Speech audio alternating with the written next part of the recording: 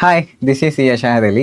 ഇന്ന് നമ്മൾ ഡിസ്കസ് ചെയ്യാൻ പോകുന്നത് CA, CMA, CS ഇൻ്ററിൻ്റെ GSTയുടെ ഇൻപുട്ട് ടാക്സ് ക്രെഡിറ്റ് എന്താ എന്നുള്ളൊരു ടോപ്പിക്കാണ് ഡിസ്കസ് ചെയ്യാൻ പോകുന്നത്. അപ്പോൾ ഇൻപുട്ട് ടാക്സ് ക്രെഡിറ്റിൻ്റെ എലിജിബിലിറ്റിയും കണ്ടീഷൻസും ആണ് ഈ വീഡിയോയിലൂടെ നമ്മൾ പറയുന്നത്. എന്താണ് ഇൻപുട്ട് ടാക്സ് ക്രെഡിറ്റ് എന്ന് ആദ്യം ഒരു ധാരണ വേണം. അപ്പോൾ അത് ആദ്യം ഒരു ധാരണ ഞാൻ തരാം. അതായത് നമ്മൾ മനസ്സിലാക്കേണ്ട ഒരു കാര്യമുണ്ട്. ദ അൾട്ടിമേറ്റ് ലയബിലിറ്റി, അതായത് ലയബിലിറ്റിനേക്കാളും burden to pay tax is for the customer. Customer ആണ് അൾട്ടിമേറ്റ്ലി ടാക്സ് പേ ചെയ്യേണ്ടത്, അല്ലേ? അൾട്ടിമേറ്റ്ലി ബേർഡൻ കസ്റ്റമറിനല്ലേ? ഒരു സാധനം ഉപയോക്താവ് ആരാണോ ആ ഉപയോക്താവിനാണ് ആ പ്രൊഡക്റ്റുമായി ബന്ധപ്പെട്ട ടാക്സ് പേ ചെയ്യേണ്ട ഉത്തരവാദിത്തത്തിനെക്കാട്ടിയും അതിൻ്റെ ബേർഡൻ എന്ന് വേണമെങ്കിൽ പറയാം. ഓക്കെ, അപ്പം ചോദ്യം ഇതാണ്: നിങ്ങൾ ഒരു കടയിൽ പോയിട്ട് ഒരു സാധനം വാങ്ങുകയെന്നുണ്ടെങ്കിൽ ആ സാധനത്തിൻ്റെ കൂടെ ടാക്സും കൂടി ചേർത്തിട്ടാണ് നിങ്ങൾ അവർക്ക് കൊടുക്കുന്നത്, ശരിയല്ലേ? ആ ടാക്സ് നിങ്ങളല്ല ഗവൺമെൻറ്റിക്ക് ഡയറക്റ്റ്ലി പേ ചെയ്യുന്നത്, സപ്ലയർ ആണ് അത് ഗവൺമെൻറ്റിക്ക് പേ ചെയ്യുന്നത്. ഇങ്ങനല്ലേ നമ്മുടെ നാട്ടിൽ സംഭവിച്ചുകൊണ്ടിരിക്കുന്നത്, അല്ലേ? അപ്പം സപ്ലയറെ സംബന്ധിച്ചിടത്തോളം ടാക്സ് അതായത് GST എന്ന ഇനത്തിൽ വല്ല നഷ്ടവും സംഭവിക്കുന്നുണ്ടോ എന്നുള്ളതും കൂടി നിങ്ങൾ മനസ്സിലാക്കണം. ഇല്ല. കാരണം അയാളുടെ ഡ്യൂട്ടി എന്താ? നിങ്ങളെ കയ്യിൽ നിന്ന് ടാക്സ് വാങ്ങി ഗവൺമെൻറ്റിക്ക് അടച്ചു കൊടുക്കുക എന്നുള്ളൊരു ഡ്യൂട്ടിയാണ് സപ്ലയർ ചെയ്യുന്നത്. സംശയമില്ലല്ലോ അതിൽ. അപ്പോൾ ചോദ്യം എന്താണെന്ന് വെച്ച് കഴിഞ്ഞാൽ, സപ്ലയർ അതായത് നിങ്ങൾക്ക് തരുന്ന റീറ്റെയിൽ കസ്റ്റമർ റീറ്റെയിൽ ആയിട്ടുള്ള ആ സപ്ലയർ വാങ്ങുന്നത് വേറൊരാളുടെ നിന്നാവൂലേ? ഹോൾസെയിലറുടെ അടുത്തുനിന്നാവൂലേ? അപ്പോൾ ഹോൾസെയിലറുടെ കയ്യിൽ നിന്ന് അയാൾ സാധനം വാങ്ങുമ്പോൾ ആ ഹോൾസെയിലർക്ക് റീറ്റെയിലർ GST പേ ചെയ്തിട്ടുണ്ടാവില്ലേ? ഉണ്ടാവും. അപ്പം എൻ്റെ ചോദ്യം, ആ റീറ്റെയിലർക്ക് അങ്ങനെയാണെങ്കിൽ ആ ടാക്സ് നഷ്ടമല്ലേ എന്നൊരു ചോദ്യമായി. അതായത് ആ റീറ്റെയിലർ പർച്ചേസ് ചെയ്യുമ്പോൾ കൊടുത്തിട്ടുണ്ടായിരുന്ന GST റീറ്റെയിലർക്ക് ഒരു നഷ്ടമാണോ? അല്ല. ആ ചോദ്യത്തിൻ്റെ ഉത്തരമാണ് നമ്മൾ ഈ ചാപ്റ്ററിലൂടെ പഠിക്കുക. അതായത് നമ്മൾ ഒരു കൺസ്യൂമർ അല്ല, ഫർദർ സപ്ലൈക്ക് വേണ്ടിയിട്ട്, അതായത് കച്ചവടം ചെയ്യാൻ വേണ്ടിയിട്ട് നമ്മൾ വല്ല ഗുഡ്സ് വാങ്ങിയിട്ടുണ്ടെങ്കിൽ ആ ഗുഡ്സുമായി ബന്ധപ്പെട്ട വല്ല GST പേ ചെയ്തിട്ടുണ്ടെങ്കിൽ ആ GST നമുക്ക് തിരിച്ച് ഇൻപുട്ട് ടാക്സ് ക്രെഡിറ്റ് എന്ന് പറഞ്ഞ് തരും. ആ വേർഡ് ഞാൻ യൂസ് ചെയ്തു, ഇൻപുട്ട് ടാക്സ് ക്രെഡിറ്റ്. നമുക്കൊരു എക്സാമ്പിൾ നോക്കാം. അപ്പൊ പക്കയായിട്ട് ഈ സാധനം കത്തും. അതായത് ഇപ്പോ നോക്കണേ, അതായത് നമുക്കൊരു ഹോൾസെയിലർ ഉണ്ട്, ഒരു റീറ്റെയിലറും ഉണ്ട്. ഒരു ഹോൾസെയിലർ ഉണ്ട്, റീറ്റെയിലർ ഉണ്ട്. ഹോൾസെയിലർ റീറ്റെയിലർക്ക് സാധനം കൊടുക്കും. സപ്പോസ് ഒരു 1000 രൂപയുടെ സാധനമാണ് കൊടുക്കുന്നത്. ഓക്കെ, ഈ പ്രൊഡക്റ്റിന്റെ GST റേറ്റ് 10% നമുക്ക് അസ്യൂം ചെയ്യാം, കാരണം ഫോർ കാൽക്കുലേഷൻ ഈസി ആക്കാൻ വേണ്ടി. അപ്പോൾ 1000 രൂപയുടെ ഒരു പ്രൊഡക്റ്റ് ഹോൾസെയിലർ റീറ്റെയിലർക്ക് കൊടുക്കുമ്പോൾ ഇതൊരു സപ്ലൈ ആയതുകൊണ്ട് തന്നെ GST അപ്ലൈ ആവും. അപ്പോൾ അതുകൊണ്ട് തന്നെ GST ഇവിടെ ഹിറ്റ് ചെയ്യും, 10% ഹിറ്റാവും. അതായത് അപ്പോൾ എത്ര ഹിറ്റാവും? 100 രൂപ. മൊത്തം 1100 രൂപ ഹോൾസെയിലർ റീറ്റെയിലർക്ക്, അതായത് റീറ്റെയിലർ ഹോൾസെയിലർക്ക് പേ ചെയ്യും, 1100 രൂപ. ഓക്കെ അല്ലേ? അപ്പോൾ 1100 രൂപ റീറ്റെയിലർ ഹോൾസെയിലർക്ക് പേ ചെയ്യുമ്പോൾ ചെയ്യുമല്ലോ. അപ്പോൾ എൻ്റെ ഫസ്റ്റ് ചോദ്യം, what is the cost of retailer? റീറ്റെയിലറുടെ കോസ്റ്റ് എത്ര? പെട്ടെന്ന് നോക്കുമ്പോൾ നമുക്ക് തോന്നും 1100 അല്ലേ കോസ്റ്റ്. അപ്പം ഞാൻ വീണ്ടും അടുത്തൊരു ചോദ്യം ചോദിക്കുകയാണ്, എങ്ങനെ 1100? കാരണം 100 രൂപ GST ശരിക്കും പേ ചെയ്യേണ്ടത് റീറ്റെയിലർ ആണോ? അല്ല, ഇയാളെ കസ്റ്റമർ അല്ലേ പേ ചെയ്യേണ്ടത്. കാരണം റീറ്റെയിലർ ഇത് ഉപയോഗിക്കാൻ വേണ്ടി വാങ്ങിയതാ, ഉപയോക്താവല്ലേ GST കൊടുക്കണ്ടേ. അങ്ങനെയാണെങ്കിൽ ഈ 100 രൂപ ശരിക്കും റീറ്റെയിലറുടെ ഒരു ലയബിലിറ്റി ആവാൻ പാടുണ്ടോ? പാടില്ല. അങ്ങനെയാണെങ്കിൽ ഈ 100 രൂപ തിരിച്ചു തരണ്ടേ? തിരിച്ചു തരും. ആര് തിരിച്ചു തരും? ഗവൺമെന്റ് തിരിച്ചു തരും. 1100 രൂപ റീറ്റെയിലർ ഹോൾസെയിലർക്ക് കൊടുക്കുമ്പോഴേ ആ 100 രൂപ ഹോൾസെയിലർ എന്താ ചെയ്യുക? നേരെ ഗവൺമെന്റിക്ക് പേ ചെയ്യൂലേ? ഒരിക്കലും ടാക്സ് കയ്യിൽ വെച്ചോണ്ടിരിക്കാൻ പാടില്ലല്ലോ. നേരെ ഗവൺമെന്റിക്ക് എന്ത് ചെയ്യും? 100 രൂപ പേ ചെയ്യും. അപ്പൊ 100 രൂപ ഇപ്പൊ ആരെടുത്താളേ? ഗവൺമെന്റിന്റെ കയ്യിലില്ലേ 100 രൂപ? ആ 100 രൂപ ഗവൺമെന്റിന്റെ കയ്യിലുണ്ട്. ഗവൺമെന്റിന് മനസ്സിലായി റീറ്റെയിലർ ഹോൾസെയിലർ ഇങ്ങനെ ബിസിനസ് നടത്തിയപ്പോൾ 100 രൂപ അങ്ങനെ ടാക്സ് ആയിട്ട് കളക്ട് ചെയ്താണ്. ഗവൺമെന്റിന്റെ കയ്യിൽ 100 രൂപ ഉണ്ട്. ആ 100 രൂപ ആർക്ക് തിരിച്ചു കൊടുക്കും? ഗവൺമെന്റ് റീറ്റെയിലർക്ക് തിരിച്ചു കൊടുക്കും. കാരണം റീറ്റെയിലർ ഇത് ഉപയോഗിക്കാൻ വേണ്ടി വാങ്ങിയതല്ലല്ലോ, കച്ചവടം ചെയ്യാൻ വേണ്ടി വാങ്ങിയതല്ലേ. അങ്ങനെ തിരിച്ചു കൊടുക്കുന്നതിനെ വിളിക്കുന്ന പേരാണ് ഇൻപുട്ട് ടാക്സ് ക്രെഡിറ്റ്. എന്തും തിരിച്ചു കിട്ടുന്നുണ്ടെന്നുണ്ടെങ്കിൽ അത് നമ്മളുടെ കോസ്റ്റ് അല്ല, ആണോ? ചെലവല്ലല്ലോ. അപ്പൊ അതുകൊണ്ട് തന്നെ കോസ്റ്റ് ഇവിടെ എത്രയാ? 1000 rupees ആണ്. 100 രൂപ നമ്മൾ വിളിക്കുന്ന പേര് input tax credit. That is equal to 100. ഇനി 1000 രൂപക്ക് വാങ്ങിച്ച സാധനം 1000 രൂപയ്ക്ക് തന്നെ വിൽക്കുമോ? ഇല്ലല്ലോ, മാർജിൻ ഇടൂലേ? മാർജിൻ നമ്മളെ പ്രോഫിറ്റ് ഇടും. Margin is equal to 200. അങ്ങനെയാണെങ്കിൽ ഈ സാധനം വിൽക്കുന്നത് 1200 രൂപക്കായിരിക്കും. കറക്റ്റ് അല്ലേ? 1200 രൂപയ്ക്ക് ഈ സാധനം വിൽക്കും. കറക്റ്റ് അല്ലേ? അതെ. അപ്പൊ കസ്റ്റമർക്ക് ഈ സാധനം വിൽക്കുമ്പോൾ 1200 മാത്രമാണ് വാങ്ങുക? അല്ല, GST വാങ്ങണ്ടേ? സപ്ലൈ അല്ലേ? സോ GST വാങ്ങും. GST at the rate of 10%, 120 rupees വാങ്ങും. മൊത്തം 1320 രൂപ കസ്റ്റമർ കയ്യിൽ നിന്ന് വാങ്ങും. കസ്റ്റമർ ഇത് വാങ്ങിപ്പോവും. എന്റെ ഫസ്റ്റ് ചോദ്യം, what is the revenue of government? ഗവൺമെന്റിന്റെ റവന്യൂ എത്ര? ഗവൺമെന്റിന്റെ റവന്യൂ എത്ര? 120 റുപ്പീസ് അല്ലേ? ഉപയോക്താവ് തന്ന ടാക്സ് അല്ലേ ഗവൺമെന്റിന്റെ വരുമാനം? ഇവിടെ ഉപയോക്താവ് തന്ന ടാക്സ് എത്രയാ? 120 റുപ്പീസ്. അങ്ങനെയാണെങ്കിൽ ഗവൺമെന്റിന്റെ വരുമാനം 120 റുപ്പീസ് അല്ലേ? അതെ. ഈ 120 റുപ്പീസ് ഇപ്പൊ ആരുടെ കയ്യിലാണല്ലേ? റീറ്റെയിലറുടെ കയ്യിലല്ലേ ഉള്ളേ? റീറ്റെയിലർക്ക് അത് പോക്കറ്റിൽ ഇടാൻ പറ്റുമോ? പറ്റൂല, ഗവൺമെന്റ് കടക്കണ്ടേ? സോ റീറ്റെയിലർ ഈ 120 റുപ്പീസ് അടക്കാൻ വേണ്ടി പോകും. അടക്കാൻ വേണ്ടി പോകുമ്പോഴാണ് മനസ്സിലാക്കുന്നത് 100 രൂപ ഞാൻ ഓൾറെഡി കൊടുത്തിട്ടില്ലേ, ഇനിയും ഈ 120 അടക്കണോ? വേണ്ട, ആ 100 കുറച്ചിട്ട് ബാക്കി 20 അടച്ചാൽ മതി. കാരണം 100 ഓൾറെഡി മുമ്പേ ഞാൻ അടച്ചിട്ടുണ്ടായിരുന്നു. This is the logic of GST. ഇങ്ങനെയാണ് അതിന്റെ കഥ. അതായത് ചുരുക്കി പറയുകയാണെങ്കിൽ, നിങ്ങൾ ഒരു പ്രൊഡക്റ്റ് പർച്ചേസ് ചെയ്യുന്നത് ഫർദർ സപ്ലൈക്ക് വേണ്ടിയിട്ടാണെന്നുണ്ടെങ്കിൽ ആ പർച്ചേസ് ചെയ്യുമ്പോൾ കൊടുത്ത GST you will get back as input tax credit. Cash ആയിട്ട് തിരിച്ചിട്ടില്ല, ഇൻപുട്ട് ടാക്സ് ക്രെഡിറ്റ് ആയിട്ട് തിരിച്ചു കിട്ടും. You can set off it with output tax. നിങ്ങൾക്ക് എന്ത് ചെയ്യാം? നിങ്ങളുടെ ഔട്ട്പുട്ട് ടാക്സ്, എന്താണ് ഈ ഔട്ട്പുട്ട് ടാക്സ് എന്ന് പറഞ്ഞു കഴിഞ്ഞാൽ, ഞാൻ സെയിൽ ചെയ്യുമ്പോൾ കസ്റ്റമറേക്ക് നിന്ന് വാങ്ങിയിട്ടുള്ള ടാക്സുമായിട്ട് എനിക്കത് സെറ്റ് ഓഫ് ചെയ്യാം. എന്താ ലോജിക്? ഇങ്ങനെ ആരും പറഞ്ഞു തന്നിട്ടില്ലല്ലോ നിങ്ങൾക്ക്. ഓക്കെ, ഇങ്ങനെ ഞാനേ പറഞ്ഞു തരുള്ളൂ. ഓക്കെ, സോ ഈ 20 റുപ്പീസ് മാത്രം എന്ത് ചെയ്താൽ മതി? ഇവിടെ ക്യാഷ് ആയിട്ട് അടച്ചാൽ മതി. അതും റീറ്റെയിലർക്ക് നഷ്ടമുണ്ടോ? 20 റുപ്പീസ് അയാളെ പോക്കറ്റിൽ നിന്ന് അടക്കുന്നത് അല്ലല്ലോ. 120 തന്നില്ലേ, ആ 20 അതിനെടുത്തിട്ട് 20 അടച്ചു. 100 ഓൾറെഡി അടച്ചുകൊണ്ട് അടച്ചില്ല.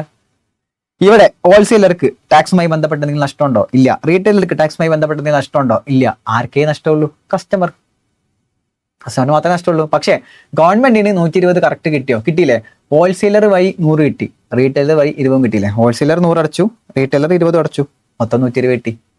ആർക്കും നഷ്ടമില്ല. നഷ്ടം കസ്റ്റമറിന് മാത്രമായിരിക്കും. Okay, this is the working of input tax credit. അപ്പോൾ ചുരുക്കി പറയുകയാണെങ്കിൽ, ഞാൻ വല്ല സാധനങ്ങൾ ഫർദർ സപ്ലൈക്ക് വേണ്ടി വാങ്ങുകയാണെങ്കിലേ അതിന്റെ ഇൻപുട്ട് ടാക്സ് എനിക്ക് കിട്ടും. അതായത് ആ ടാക്സ് എനിക്ക് തിരിച്ച് കിട്ടും. അപ്പോൾ ഒരു ചോദ്യം ഞാൻ അങ്ങോട്ട് ചോദിക്കുന്നു. ഞാൻ എൻ്റെ ഓഫീസിലോട്ട് ഒരു 3 AC വാങ്ങി for the purpose of business. AC എന്താ? അസറ്റ് അല്ല. ഞാൻ AC കച്ചവടക്കാരനല്ല, ഫർദർ സപ്ലൈക്ക് വാങ്ങിയല്ല, ബിസിനസ്സിൽ AC യൂസ് ചെയ്യാൻ വേണ്ടി വാങ്ങിയതാ. ആ AC വാങ്ങുമ്പോൾ മൈജീന്ന് വാങ്ങിയേ. അതിന്റെ കൂട്ടത്തിൽ ഞാൻ എന്ത് ചെയ്തു? അത് മൈജിയുടെ പ്രൊമോഷൻ ഒന്നല്ല കേട്ടോ, മൈജീന്ന് വാങ്ങി. അപ്പോൾ അതിന്റെ കൂട്ടത്തിൽ ഞാൻ എന്ത് ചെയ്തു? GST കൂടി പേ ചെയ്തിട്ടുണ്ടായിരുന്നു. അയ്യോ, അപ്പൊ ആ GST എനിക്ക് തിരിച്ചു കിട്ടുമോ? നോക്കുമ്പോൾ കൺസ്യൂമർ ഞാനല്ലേ, അതായത് ഇത് ഉപയോഗിക്കുന്നത് ഞാനല്ലേ. അങ്ങനെയാണെങ്കിൽ അത് തിരിച്ചു തരാൻ പാടില്ലല്ലോ. പാടില്ല എന്ന് പറയാൻ പറ്റൂല, പാടും, അതായത് പറ്റും. ഇൻപുട്ട് ടാക്സ് തിരിച്ചു തരും. നിങ്ങൾ വല്ല അസറ്റും കൂടി ബിസിനസ് പർപ്പസിന് വേണ്ടി വാങ്ങുകയാണെങ്കിൽ, അത് നിങ്ങൾ കൺസ്യൂം ചെയ്യുന്നുണ്ടെങ്കിലും അത് ബിസിനസ് പർപ്പസ് ആയതുകൊണ്ട് തന്നെ ആ ഇൻപുട്ട് ടാക്സും നിങ്ങൾക്ക് തരും. അടിപൊളിയല്ലോ. അപ്പൊ ഗവൺമെന്റ് നഷ്ടമല്ലേ? ശരിക്കും ചിന്തിച്ചു നോക്കിയേ, അത് ഉപയോക്താവ് ഞാനാണ്. പക്ഷെ ആ ഉപയോക്താവ് ഞാനാണെങ്കിലും ഞാൻ കൊടുത്ത ടാക്സ് എനിക്ക് ഗവൺമെന്റ് തിരിച്ചു തരുന്നുണ്ട്. ശരിയല്ലേ? ശരിക്കും ആ പ്രോഡക്റ്റിൽ നിന്ന് ഗവൺമെന്റിന് ഒരു വരുമാനം കിട്ടുന്നില്ലല്ലോ. ഉപയോക്താവ് തന്നെ ഇൻപുട്ട് എടുത്ത് അങ്ങനെ ഉണ്ടോ? ഉപയോക്താവ് കൊടുക്കുന്ന ടാക്സ് തിരിച്ച് ഗവൺമെന്റ് കൊടുക്കുകയാണ്. So there is no revenue for the government, അങ്ങനെ പറയാം വേണമെങ്കിൽ. ഓക്കെ, സോ അസറ്റ് വാങ്ങിയാലും ഇൻപുട്ട് തരും. ഇനി പറയാനുള്ളത്, ഈ ഇൻപുട്ട് തരും, ഇൻപുട്ട് കിട്ടും എന്ന് പറഞ്ഞല്ലോ, ഇതിന്റെ കണ്ടീഷൻ എന്താ? How to get it? ഇത് കിട്ടണമെങ്കിൽ എന്ത് ചെയ്യണം? ഒന്ന് വേണ്ടത് എലിജിബിലിറ്റി എന്താ? രജിസ്ട്രേഷൻ വേണം. രജിസ്ട്രേഷനിൽ അങ്ങനെ തരിക, GST രജിസ്ട്രേഷനിൽ ഇൻപുട്ട് ഇങ്ങനെ തരൂല. GST രജിസ്ട്രേഷൻ വേണം. പ്ലസ് അത് ബിസിനസ് പർപ്പസിനായി അങ്ങനെ യൂസ് ചെയ്യേണ്ടത്. ഞാൻ പറഞ്ഞു, ഒന്നെങ്കിൽ ഫർദർ സപ്ലൈ ആവാം, അല്ലെങ്കിൽ ഞാൻ ബിസിനസിന് വേണ്ടി യൂസ് ചെയ്യുന്നതായിരിക്കും. ഓക്കെ. അടുത്തത് കണ്ടീഷൻസ് ആണ്. എന്തൊക്കെ കണ്ടീഷൻ സാറ്റിസ്ഫൈ ചെയ്യണം ഇൻപുട്ട് കിട്ടണമെങ്കിൽ? അതായത് ഇൻപുട്ട് തോന്നിയ പോലെ അങ്ങനെ തരുന്നില്ല. സം കണ്ടീഷൻസ് ഉണ്ട്. ഒരു കണ്ടീഷൻ പറയുന്നത് നിങ്ങളുടെ കയ്യിൽ ഇൻവോയ്സ് വേണം. നിങ്ങളുടെ കയ്യിൽ ഡോക്യുമെന്റ് വേണം. ഇൻവോയ്സ് ഇല്ലാതെ എങ്ങനെ തരും? പർച്ചേസ് ചെയ്തതിന് തെളിവ് വേണ്ടടോ. തെളിവുകൾ തീരുമാനിക്കും. ഒക്കെ തെളിവ് വേണം. തെളിവില്ലാതെ എന്ത് തരൂല? ഇൻപുട്ട് തരൂല. So you need some evidence. Tax invoice കയ്യിൽ വേണം. എൻ്റെ അടുത്ത് ഇൻപുട്ട് എടുക്കുന്ന ആളടുത്ത് ടാക്സ് ഇൻവോയ്സ് കയ്യിൽ വേണം. അതാണ് പറഞ്ഞത്. B പറയുന്നത് നിങ്ങൾ യഥാർത്ഥത്തിൽ ഗുഡ്സോ സർവീസോ റിസീവ് ചെയ്തിട്ടുണ്ടായിരിക്കണം. യു നീഡ് ടു റിസീവ് ഗുഡ്സോ സർവീസസ്. ഗുഡ്സോ സർവീസോ നിങ്ങളുടെ കയ്യിൽ കിട്ടിയിട്ടുണ്ടായിരിക്കണം. കിട്ടണം. ഗുഡ്സോ സർവീസോ നിങ്ങളുടെ കയ്യിൽ കിട്ടണം. ഓക്കെ. പിന്നെ പറയുന്ന പോയിന്റ് എന്താ വെച്ച് കഴിഞ്ഞാൽ, ഇത് ടാക്സ് ഇല്ലേ, ഈ ടാക്സ് എന്ത് ചെയ്യണം? ഗവൺമെന്റിക്ക് പേ ചെയ്തിട്ടുണ്ടായിരിക്കണം. ആര് പേ ചെയ്തിട്ടുണ്ടാവണം? സപ്ലയർ. നമ്മൾ സപ്ലയർക്ക് കൊടുത്തില്ലേ ടാക്സ്? ആ 100 രൂപ ഹോൾസെയിലർക്ക് കൊടുത്തില്ലേ? ആ 100 രൂപ ഹോൾസെയിലർ ഗവൺമെന്റിക്ക് അടച്ചിട്ടുണ്ടായിരിക്കണം. Should be paid by him. അല്ലാതെ കാര്യമില്ല. അയാൾ അടക്കാതെ ഗവൺമെന്റ് എങ്ങനെ തരിക, തിരിച്ചു തരിക എന്ന് ആലോചിച്ച് നേരത്തെ ആ സിനാരിയോ മൊത്തം പറഞ്ഞത് എളുപ്പാക്കാൻ വേണ്ടിയിട്ടാണ് അല്ലേ. അയാൾ ആ ടാക്സ് അടച്ചാലേ 100 തിരിച്ചു വരുള്ളൂ. അയാൾ ആ ടാക്സ് അടച്ചിട്ടുണ്ടായിരിക്കണം. നെക്സ്റ്റ്, അയാൾ റിട്ടേൺ ഫയൽ ചെയ്തിട്ടുണ്ടായിരിക്കണം. ആര്? ഹോൾസെയിലർ റിട്ടേൺ ഫയലിംഗ് കംപ്ലീറ്റ് ചെയ്തിട്ടുണ്ടായിരിക്കണം. ശരിക്കും ടാക്സ് അയാൾ അടക്കണം, റിട്ടേൺ അയാൾ ഫയൽ ചെയ്യണം, ഇതൊക്കെ ഇൻവോയ്സ് അയാൾ തരണം, ഗുഡ്സ് അയാൾ തരണം, ഇതൊക്കെ ശരിക്കും അയാൾ പാലിക്കേണ്ടതല്ലേ. പക്ഷെ അയാൾ പാലിച്ചാലേ എനിക്ക് ഇൻപുട്ട് കിട്ടുള്ളൂ. എന്താ കണ്ടീഷൻസ്? പിന്നെ ഒരു കണ്ടീഷൻ പറയാൻ എന്താണെന്നറിയോ, അതായത് അയാൾ റിട്ടേൺ ഫയൽ ചെയ്യുന്നതുമായി ബന്ധപ്പെട്ടതാണ്. അതായത് അതായത് സപ്ലയറുടെ statement of outward supply file ചെയ്തിട്ടുണ്ടായിരിക്കണം. അതായത് GSTR1 ഫയൽ ചെയ്തിട്ടുണ്ടായിരിക്കണം. എന്താണ് ഈ GSTR1 എന്നൊക്കെ നമ്മൾ റിട്ടേൺസ് എന്നുള്ള ഏരിയയിൽ പഠിക്കും. GSTR1 അതായത് റിട്ടേൺ ഫയലിംഗ്, സെയിൽസിന്റെ റിട്ടേൺ ഫയൽ ചെയ്യുന്നതാണ് എന്ത് GSTR1. അപ്പൊ അയാളുടെ GSTR1 ഫയൽ ചെയ്തിട്ടുണ്ടായിരിക്കണം. അയാൾ അവിടെ ഫയൽ ചെയ്താൽ മാത്രമേ എനിക്കിവിടെ കമ്മ്യൂണിക്കേറ്റഡ് ആവുള്ളൂ 2Bയിൽ, GSTR2B. അതായത് എനിക്കിവിടെ കാണണം അയാൾ ഫയൽ ചെയ്ത്. എനിക്ക് കാണാൻ പറ്റുമോ? കാണാൻ പറ്റും. ആ കാണാൻ പറ്റുന്ന ഏരിയനെ വിളിക്കുന്ന പേരാണ് GSTR2B. അത് നമ്മൾ പിന്നെ പഠിക്കും. ഓക്കെ. സോ അയാളുടെ റിട്ടേൺ ഫയൽ ചെയ്യണം. അതായത് ഒന്ന് ഫുൾ റിട്ടേൺ ഫയൽ ചെയ്യണം, 2 GSTR1 എന്തായാലും ഫയൽ ചെയ്തിട്ടുണ്ടായിരിക്കണം. Statement of outward supply file ചെയ്തിട്ടുണ്ടായിരിക്കണം. ഓക്കെ. പിന്നെ ഉള്ളത്, ഈ ഇൻപുട്ട് റെസ്ട്രിക്റ്റഡ് ആവരുത്. സെക്ഷൻ 38 ഒരുപാട് റെസ്ട്രിക്റ്റഡ് ആവുന്ന കേസസ് ഉണ്ട്. ആ റെസ്ട്രിക്റ്റഡ് ആവുന്ന കേസിലും ഇത് പെടരുത്. റെസ്ട്രിക്റ്റഡ് ആവുന്ന ഇൻപുട്ട് റെസ്ട്രിക്റ്റ് ആണെങ്കിൽ കിട്ടൂല. റെസ്ട്രിക്റ്റഡ് ആവുന്ന ഏതെങ്കിലും കേസിൽ വരുന്നതാണെങ്കിലും നിങ്ങൾക്ക് ഇൻപുട്ട് ക്ലെയിം ചെയ്യാൻ പറ്റൂല.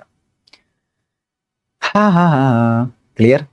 ഇൻപുട്ട് ടാക്സുമായി ബന്ധപ്പെട്ട കാര്യങ്ങൾ പറഞ്ഞു. ഇനി ഇതിൽ പറയാനുള്ള ഒരു ഇമ്പോർട്ടൻറ്റ് പോയിന്റ് ഉണ്ട്. എടാ, ഈ ഗുഡ്സ് ഓർ സർവീസോ റിസീവ് ചെയ്യണം എന്ന് പറഞ്ഞല്ലോ, അല്ലാതെ ഇൻപുട്ട് കിട്ടൂലല്ലോ. സാധനം കിട്ടാതെ എനിക്ക് ഇൻപുട്ട് ക്ലെയിം ചെയ്യാൻ പറ്റില്ല. ഒരു സാധനമുണ്ട്, ഒരു സംഭവത്തിന്റെ പേരുണ്ട്. ആ സംഭവത്തിനെ വിളിക്കുന്ന പേരാണ്, ഞാൻ ആ പേര് പറയുന്നതിന് മുമ്പ് സാധനം ഞാൻ പറയാം. ഒരു A ഉണ്ട്, B ഉണ്ട്, C ഉണ്ട്. ഓക്കെ. എന്റെ കസ്റ്റമർ ആണ് B, ബിന്റെ കസ്റ്റമർ ആണ് C. B സാധനം വാങ്ങുന്നത് എന്റെ അടുത്ത് നിന്ന്, C സാധനം വാങ്ങുന്നത് ബിന്റെ അടുത്ത് നിന്ന്. B എന്ത് ചെയ്തു? ഒരു 100 ക്വാണ്ടിറ്റി ഒരു പ്രൊഡക്റ്റ് ഓർഡർ ചെയ്തു. A അത് റെഡിയാക്കിക്കൊണ്ടിരിക്കുകയാണ് ട്രക്കിൽ.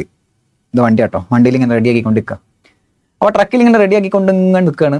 പെട്ടെന്നാണ് ബിക്ക് സീൻ്റെ അടുത്ത് നിന്ന് കോൾ വന്നത്, 100 ക്വാണ്ടിറ്റി ഇമ്മീഡിയറ്റ്ലി വേണം എന്ന് പറഞ്ഞിട്ട്. ഓക്കെ. അപ്പം എയർ പാക്ക് ചെയ്ത് റെഡിയാക്കിയിട്ടുണ്ട്. എക്ക് ഇനി വണ്ടി പോരാനേ ഉള്ളൂ. വണ്ടി ബീൻ്റെ അടുത്ത് എത്തി. പിന്നെ B അവിടുന്ന് അൺലോഡ് ചെയ്ത് പിന്നെയും ലോഡ് ചെയ്ത് അടുത്ത വണ്ടിയിൽ സീൻ്റെ അടുത്ത് എത്തുന്നതിനെക്കാട്ടി ലാഭം എനോട് ഡയറക്ട്ലി സിക്ക് കൊണ്ടുപോയി കൊടുക്കാൻ പറഞ്ഞാൽ പോരെ അല്ലേ? അല്ല ലാഭം. B എന്ത് ചെയ്തു? എനോട് പറഞ്ഞു, എനിക്കിത് ഇതിവിടെ ഇറക്കണ്ട, നേരെ ഒരു കാര്യം ചെയ്തു, നേരെ സീൻ്റെ ലൊക്കേഷനിലോട്ട് കൊണ്ടുപോയിക്കോ. എയും സിയും തമ്മിൽ ഒരു ബന്ധമില്ല. എന്ത് ചെയ്തു? നേരെ സാധനം കൊണ്ടുപോയിട്ട് അവിടെ ഇറക്കി കൊടുത്തു, സീൻ്റെ അവിടെ ഇറക്കി കൊടുത്തു. ഇവിടെ ചോദ്യം, നമ്മൾ ബീൻ്റെ ആംഗിളിലാണ് ചിന്തിക്കുന്നത്. ബീൻ്റെ ആംഗിളിൽ ചിന്തിക്കുമ്പോൾ ഇൻവോയ്സ് കിട്ടിയിട്ടുണ്ട്, ഒക്കെ ഗുഡ്സ് റിസീവ് ചെയ്തിട്ടുണ്ടോ? B ഇല്ലല്ലോ. ഗുഡ്സ് കൈ കിട്ടിയോ? റിസീവ്ഡ് ആണോ? റിസീവ്ഡ് അല്ല. അതുകൊണ്ട് ബിക്ക് ഇൻപുട്ട് എടുക്കാൻ പറ്റുമോ? ഈ കണ്ടീഷൻ ബ്രേക്ക് ആയില്ലേ? ഗുഡ്സ് റിസീവ്ഡ് അല്ലല്ലോ, ഇനെങ്ങനെ ഇൻപുട്ട് എടുക്കും? അപ്പൊ പറഞ്ഞ് ഗുഡ്സ് റിസീവ്ഡ് അല്ലെങ്കിലും ഈ കേസിൽ ഇതിനെ വിളിക്കുന്ന പേരാണ് bill to ship to model. ഇതിനെ വിളിക്കുന്ന പേരാണ് bill to ship to model. അപ്പൊ ബിൽ ടു ഷിപ്പ് ടു മോഡലിനായിട്ട് എന്ത് ചെയ്യാം? ഇൻപുട്ട് എടുക്കാം. ബിൽ ടു ഷിപ്പ് ടു മോഡലിന് എടുക്കാം. Bill to B ship to C. കണ്ടാ, ബില്ല് ചെയ്തത് ബിന്റെ പേരിൽ, ഷിപ്പ് ചെയ്തത് സിന്റെ പേരിൽ. അതാണ് bill to ship to model. അപ്പൊ ബിൽ ടു ഷിപ്പ് ടു മോഡലിന്റെ കേസിൽ എന്ത് ചെയ്യാം? ഇൻപുട്ട് എടുക്കാം, ബിക്ക് എടുക്കാം. കുഴപ്പമില്ല, ഗുഡ്സ് റിസീവ് ചെയ്തിട്ടില്ല എന്നാലും എടുക്കാം എന്നാ പറഞ്ഞത്. Bill to ship to model exempted ആണ്, ആ പ്രൊവിഷനായിട്ട് എക്സംപ്റ്റഡ് ആണ്. ഫുള്ള് പറഞ്ഞിട്ട് അതൊക്കെ റിലേറ്റഡ് സാധനം അതൊക്കെ പറഞ്ഞ് ഓക്കെ, വായിച്ചു നോക്കുക. ഇനി 2-3 കാര്യങ്ങളോട് പറഞ്ഞു കഴിഞ്ഞാൽ ഈ സെഷൻ മൈൻഡപ്പ് ചെയ്യാം. ഒന്ന്, നിങ്ങൾക്ക് ഗുഡ്സ് കിട്ടുന്നത് ലോട്ട്, ഇത് വെരി ഇമ്പോർട്ടൻ്റ് ആണ്. നിങ്ങൾക്ക് ഗുഡ്സ് കിട്ടുന്നത് ലോട്ടായിട്ടോ ഇൻസ്റ്റാൾമെന്റ് ആയിട്ടോ ആണ്. പൈസ അല്ല, ഗുഡ്സ് കിട്ടുന്ന തന്നെ ലോട്ടില്ല. അപ്പൊ 100 ക്വാണ്ടിറ്റി ഓർഡർ ചെയ്ത് 20 ഓഗസ്റ്റിൽ, 20 സെപ്റ്റംബറിൽ, ഒരു 30 ഒക്ടോബറിൽ അങ്ങനെ കിട്ടുന്നത്. അങ്ങനെയാണെങ്കിൽ ഓരോ ലോട്ട് കിട്ടുമ്പോൾ ഇൻപുട്ട് ക്ലെയിം ചെയ്യാൻ പറ്റുമോ, അതോ ഫൈനൽ ലോട്ടിലാണ് ഇൻപുട്ട് ക്ലെയിം ചെയ്യാൻ പറ്റുക? ഫൈനൽ ലോട്ട്, അതായത് ലാസ്റ്റ് ലോട്ട് റിസീവ് ചെയ്യുമ്പോഴേ ഫുൾ ഇൻപുട്ട് ക്ലെയിം ചെയ്യാൻ പറ്റുള്ളൂ. ഓരോ ലോട്ട് അനുസരിച്ച് ഇൻപുട്ട് ക്ലെയിം ചെയ്യാൻ പറ്റൂല. ഇറ്റ്സ് വെരി ഇമ്പോർട്ടൻറ്റ്, എക്സാമിന് സ്ഥിരം ചോദിക്കുന്ന ഒരു സാധനം ആണ്. അടുത്തത്, payment for the invoice to be made within 180 days. 180 ഡേയ്സിനുള്ളിൽ എന്ത് ചെയ്യണം? പേയ്മെന്റ് ചെയ്തിട്ടുണ്ടായിരിക്കണം. ആർക്ക് പേയ്മെന്റ് ചെയ്യണം? ആരാ പേയ്മെന്റ് ചെയ്യുക? സപ്ലയർക്ക് റിസീപ്മെന്റ് ആണ് പേ ചെയ്യുക, റിസീപ്മെന്റ് സപ്ലയർക്കാണോ പേ ചെയ്യുക? റിസീപ്മെന്റ് അല്ലോട് സപ്ലൈക്ക് പേ ചെയ്യുക അല്ലേ? അപ്പൊ റിസീപ്മെന്റ് സപ്ലയർക്ക് 180 ഡേയ്സിനുള്ളിൽ എന്ത് ചെയ്യണം? പേ ചെയ്തിട്ടുണ്ടായിരിക്കണം. അയ്യോ, അപ്പൊ ക്രെഡിറ്റിന് സാധനം വാങ്ങിച്ചാലും 180 ഡേയ്സിനുള്ളിൽ പേ ചെയ്യണം. ഇല്ലെങ്കിൽ എന്താ ഉണ്ടാവുക? ഇല്ലെങ്കിൽ ഒന്നുമില്ല. അതായത് റിസീപ്മെന്റ് ഓൾറെഡി ക്ലെയിം ചെയ്ത ഇൻപുട്ട് ഇല്ലേ, അത് തിരിച്ചു കൊടുക്കണം. അതായത് പറഞ്ഞുതരാം, ജാനുവരി മാസം സാധനം വിറ്റ്, സപ്ലയർ റിസീപ്മെന്റ് വിറ്റ്, ഇൻവോയ്സ് കൊടുത്ത്, ഓക്കെ, ഗുഡ്സ് റിസീവ് ചെയ്ത്, എല്ലാ കണ്ടീഷൻസും സാറ്റിസ്ഫൈഡ് ആണ്. ഈ മേലെ കണ്ടീഷൻസിലോടി പേയ്മെന്റിനെ കുറിച്ച് പറയുന്നില്ലല്ലോ, ഇല്ല. റെസിപ്പന്റ് കറക്റ്റ് പേ ചെയ്യണമെന്ന് ഓടി പറയുന്നില്ലല്ലോ. ഇയാൾ എന്ത് ചെയ്ത് ജാനുവരി മാസം തന്നെ ഇൻപുട്ട് ഫുൾ ക്ലെയിം ചെയ്ത് റെസിപ്പന്റ്. ശരിക്കും പേ ചെയ്തിട്ടില്ല, പൈസ ഒന്നും കൊടുത്തിട്ടില്ല. എന്നിട്ടും ഇൻപുട്ട് ക്ലെയിം ചെയ്തു. ശരിക്കും അതിന്റെ ടാക്സ് പേ ചെയ്ത സപ്ലയർ അല്ലേ. ഇയാൾ പൈസ ഒന്നും കൊടുക്കാതെ തന്നെ അപ്പുറത്തെ ഇയാൾ റിട്ടേൺ ഫയൽ ചെയ്ത് അയാളുടെ ടാക്സ് ഒക്കെ അടച്ചൊക്കെ പോയി. എന്നിട്ട് റെസിപ്പന്റ് എന്ത് ചെയ്ത് ഇൻപുട്ടും ക്ലെയിം ചെയ്തു. പേയ്മെന്റും കൊടുത്തിട്ടില്ല ഇതുവരെ സപ്ലയർക്ക്. ജാൻ ഫെബ് മാർച്ച് കഴിഞ്ഞ്, അതായത് 180 days കഴിഞ്ഞിട്ട് ഇത് കൊടുത്തിട്ടില്ല വെച്ചാൽ റെസിപ്പന്റ് സപ്ലയർക്ക് ഇത് കൊടുത്തിട്ടില്ല വെച്ചാൽ റെസിപ്പന്റ് എന്ത് ചെയ്യണം, ആ ഇൻപുട്ട് ഓൾറെഡി ക്ലെയിം ചെയ്തില്ലേ അത് റിവേഴ്സ് ചെയ്യണം. തിരിച്ച് ഗവൺമെന്റിക്ക് തന്നെ റിവേഴ്സ് ചെയ്യണം വിത്ത് ഇൻട്രസ്റ്റ് അറ്റ് 18%. അങ്ങനെ ഉണ്ടല്ലേ. അപ്പോൾ 180 days പേയ്മെന്റ് തീർക്കണം. യെസ്, തീർക്കണം. എന്നാലേ അല്ലെങ്കിൽ മുമ്പ് ഇൻപുട്ട് ക്ലെയിം ചെയ്യാൻ പാടില്ലായിരുന്നു. ഇപ്പൊ ഇൻപുട്ട് ഓൾറെഡി ക്ലെയിംഡ് ആണെങ്കിൽ ആ പ്രൊപ്പോർഷനേറ്റ് എത്രയാണോ കൊടുക്കാൻ ബാക്കിയുള്ളത് ആ ബാക്കിയുള്ളതുമായി ബന്ധപ്പെട്ട ഇൻപുട്ട് നിങ്ങൾ തിരിച്ച് റിവേഴ്സ് ചെയ്യണം വിത്ത് ഇൻട്രസ്റ്റ്. അപ്പോൾ പേയ്മെന്റ് പിന്നെ കംപ്ലീറ്റ് ചെയ്താലോ. അതായത് ഇപ്പം ഞാൻ 180 days ആയിട്ട് ആയില്ല, ഞാൻ റിവേഴ്സ് ചെയ്തു, ഇൻപുട്ട് റിവേഴ്സ് ചെയ്തൊക്കെ പോയി. പക്ഷേ അതിന് ശേഷം ഒരു 1.5 മാസം കഴിഞ്ഞപ്പോൾ വീണ്ടും ഞാൻ പേയ്മെന്റ് അയാളെ സെറ്റിൽ ചെയ്തു. അങ്ങനെയാണെങ്കിൽ തിരിച്ച് ഇൻപുട്ട് റീക്ലെയിം ചെയ്യാൻ പറ്റും. അങ്ങനെയാണെങ്കിൽ വീണ്ടും റീക്ലെയിം ചെയ്യാം, വീണ്ടും റീക്ലെയിം ചെയ്തെടുക്കാം. പക്ഷേ ഇൻട്രസ്റ്റ് തിരിച്ചു വരും, അന്നടച്ചേ അത് തരൂല. Okay, that's the case. പിന്നെ ഒരു കാര്യമുള്ളത് നമ്മുടെ ക്യാപിറ്റൽ ഗുഡ്സുമായി ബന്ധപ്പെട്ട ഒരു കാര്യമാണ്. അതായത് ഞാൻ ഒരു അസറ്റ് വാങ്ങി, അസറ്റിന് ഇൻപുട്ട് കിട്ടും എന്ന് ഞാൻ പറഞ്ഞല്ലോ, കിട്ടും. അപ്പോൾ അസറ്റിന് വാങ്ങുമ്പോൾ ഈ അസറ്റിന് ഇൻകം ടാക്സിൽ ക്ലെയിം ചെയ്യുന്ന ഒരു സാധനമുണ്ട്, ഡിപ്രീസിയേഷൻ അല്ലേ. അപ്പം ഞാൻ ഒരു അസറ്റ് വാങ്ങി, 1 ലക്ഷം രൂപയുടെ അസറ്റാണ്, 10% GST വരുന്നൊരു അസറ്റ് ആയിരുന്നു. അങ്ങനെയാണെങ്കിൽ 10,000 ആണ് അതിൻ്റെ GST വരിക. മൊത്തം 1,10,000 ഞാൻ എന്ത് ചെയ്താൽ പേ ചെയ്യുന്നത്, 1,10,000 മൊത്തം പേ ചെയ്തത് 1,10,000. അപ്പോൾ 1,10,000 ആണ് മൊത്തം ഞാൻ പേ ചെയ്തത്. ഓക്കെ, അപ്പോൾ 1,10,000 പേ ചെയ്തു. അപ്പോൾ ഞാൻ ഡിപ്രീസിയേഷൻ ക്ലെയിം ചെയ്യണ്ടേ. അപ്പോൾ ഡിപ്രീസിയേഷൻ ഞാൻ ക്ലെയിം ചെയ്യുന്നത് ഈ 1,10 മുകളിലുമാണെങ്കിൽ, അതായത് ഞാൻ എന്ത് ചെയ്തു, ബുക്സ് ഓഫ് അക്കൗണ്ട്സിൽ കോസ്റ്റ് എന്ന് പറഞ്ഞിട്ട് 1,10 കാണിച്ച്, എന്നിട്ട് ഞാൻ 1,10 മുകളിൽ ഡിപ്രീസിയേഷൻ ക്ലെയിം ചെയ്തു. അങ്ങനെയാണെങ്കിൽ ഈ 10,000 ഇൻപുട്ട് എടുക്കാൻ പാടില്ല. ITC is not allowed. അതായത് ടാക്സ് കോമ്പണന്റിന്റെ മുകളിലും, ടാക്സ് കോമ്പണന്റ് ഇവിടെ എത്രയാ, 10,000, അതിന്റെ മുകളിലും നിങ്ങൾ ഡിപ്രീസിയേഷൻ ക്ലെയിം ചെയ്യുന്നുണ്ടെങ്കിൽ you are not eligible for that input tax credit. നേരെ മറിച്ച് 1 ലക്ഷത്തിന്റെ മുകളിലാണ് ഇവിടെ നിങ്ങൾ ഡിപ്രീസിയേഷൻ ക്ലെയിം ചെയ്യുന്നുണ്ടെങ്കിൽ നിങ്ങൾക്ക് 10,000 ഇൻപുട്ടായിട്ട് തരാം. രണ്ടും കൂടി കിട്ടൂല എന്ന്, ഇൻപുട്ടും ഡിപ്രീസിയേഷനും തന്നത് തന്നെ കിട്ടൂല. അപ്പോൾ അത് ഓർത്ത് വെക്കുക. ഓക്കെ, പിന്നെ ലാസ്റ്റ് ആയിട്ട് ഒരു പോയിന്റും കൂടി പറയാനുണ്ട്. അതായത് time limit for availing ITC avail ചെയ്യാൻ ഒരു ടൈം ലിമിറ്റ് കൊടുത്തിട്ടുണ്ട്.